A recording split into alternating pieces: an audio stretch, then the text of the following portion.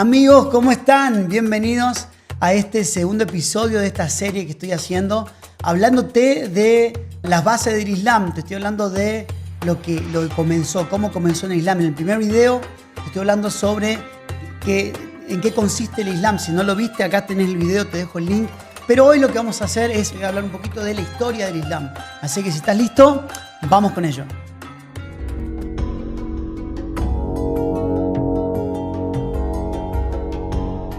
Bien, el Islam es una religión que comienza en la península arábiga en el siglo VII. En el próximo episodio vamos a hablar de la vida de Mahoma, pero solamente me quiero remitir en este episodio a hablarte de la cuenta histórica de lo que pasó en los primeros años del Islam. El Islam nace con Mahoma nace en el 570, en el 610, en el que Mahoma tiene sus primeras revelaciones en una cueva.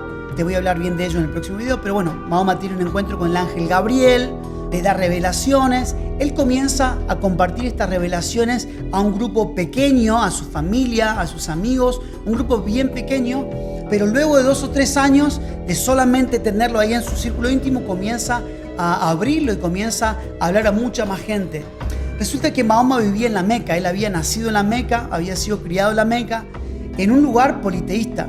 La Meca era un lugar, era un centro de mercaderes, era un centro mercantil y religioso politeísta. La Meca estaba rodeada de muchos beduinos y de muchos pueblitos que estaban en la península arábiga, y cada pueblo tenía su dios. Una vez al año venían estos pueblos a traer a sus dioses, a hacer una peregrinación y a adorar a cada uno de sus dioses. Tenían 3 diosas principales: Alat, Manat y Al-Uzza.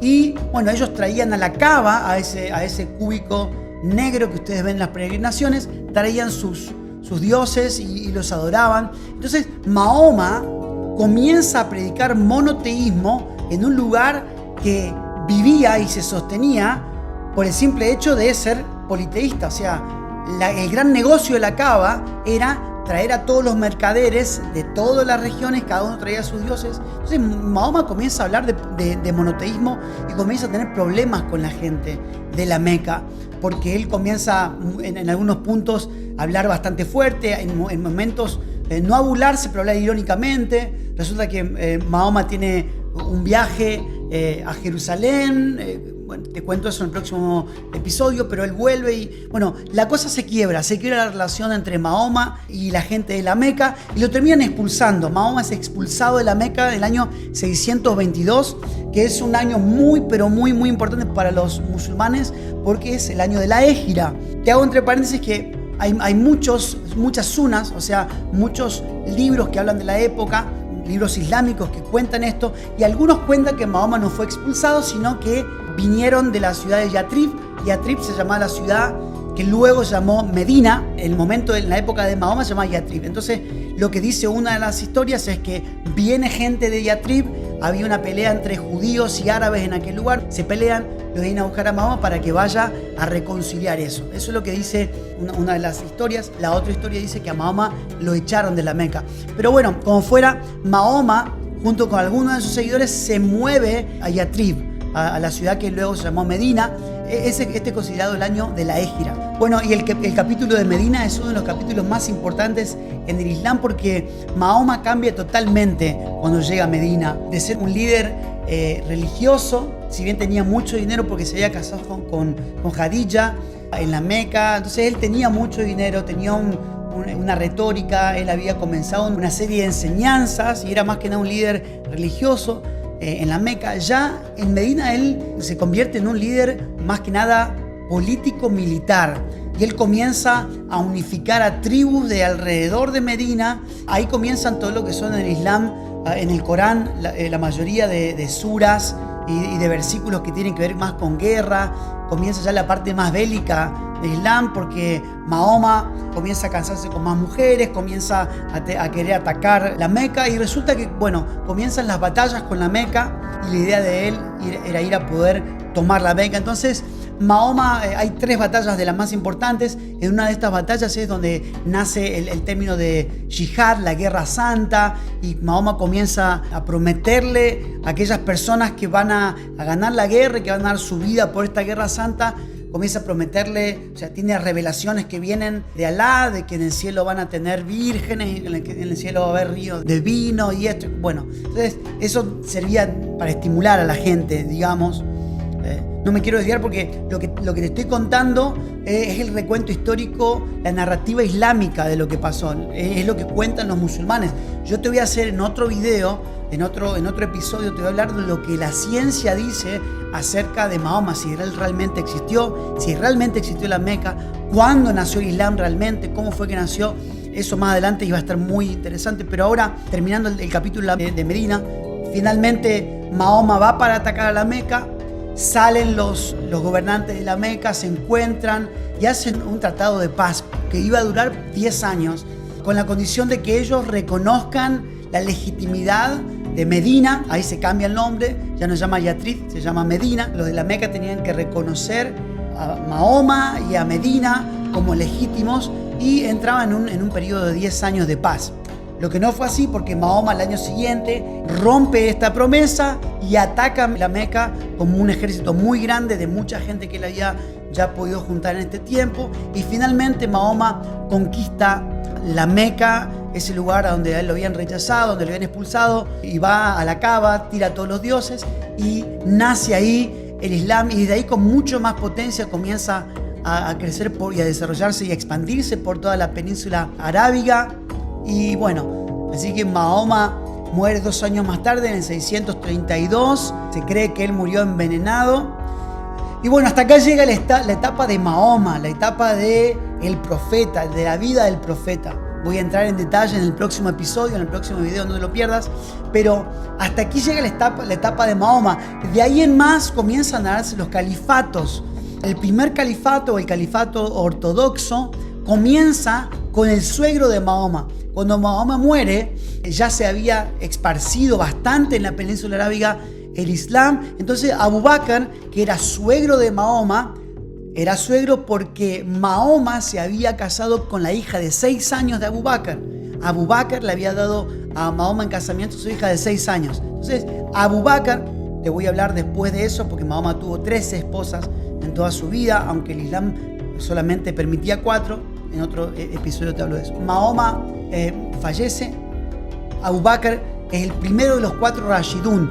El primer califato, el califato Rashidun, está dirigido por Abu Bakr, que va a gobernar por 2 años y luego es sucedido por Omar. Omar también era suegro de Mahoma, era uno de los suegros de Mahoma, y él sucede a Abu Bakr en el califato. El tercer califa que se levanta es Uthman. Uthman era yerno de Mahoma, ¿ok? Entonces él comienza a gobernar por un periodo más, y luego de eso se levanta uno de los más importantes líderes, que fue Ali, y estaba casado con la hija de Mahoma, con Fátima. Acuérdense que Mahoma con Khadija, su primera esposa, habían tenido una hija que se llamaba Fátima. Fátima se casa con Ali, ¿ok? Que también era de la familia de Mahoma, y juntos comienzan. Ali se constituye en el 4 Rashidun. Los Rashidun viene del término rectamente guiados o guiados correctamente. Así que los Rashidun fueron muy importantes. Pero lo que sucede en el capítulo siguiente, de cuando se termina este periodo a donde gobernaron los suegros y yernos de Mahoma, la familia, los Rashidunes, se levantan los musulmanes que estaban en Siria. El Islam había crecido y habían árabes en Siria que se habían convertido al Islam. Entre ellos estaba Muawiyah.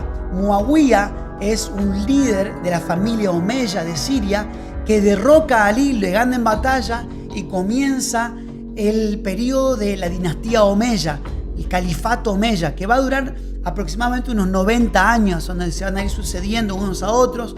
Es este califato el que construye la mequita de Al-Aqsa, por ejemplo, en Jerusalén. Ellos comienzan a esparcir el imperio de manera increíble. Esto dura aproximadamente unos 90 años y ellos ya comienzan a debilitar esta hegemonía del Islam en el sur de la península, en la Meca y en Medina, y comienzan a ponerlo en Damasco. Ahora se traslada la sede del imperio a Damasco. Bueno, y esta dinastía omeya fue, les cuento esto entre paréntesis, lo voy a hablar en otro episodio, pero aquí es entre los rashidunes y los omeyas, cuando Muawiyah ataca a Ali y derroca el poder, es cuando se produce la barrera o la ruptura entre lo que hoy conocemos nosotros como chiitas y sunitas. Chiitas son los que seguían al Shi, a Ali y a su hijo Hussein y a la línea de Mahoma, ¿ok? Chiitas son los que siguen la línea de Mahoma y sunitas son los que siguen la Sunna. La Sunna es el Corán, el Hadís y todos los escritos. Les voy a hablar en otro episodio de eso también. Pero bueno, resulta que termina este califato omeya en el año 750 con el derrocamiento y aparece otro califato, el califato abasí.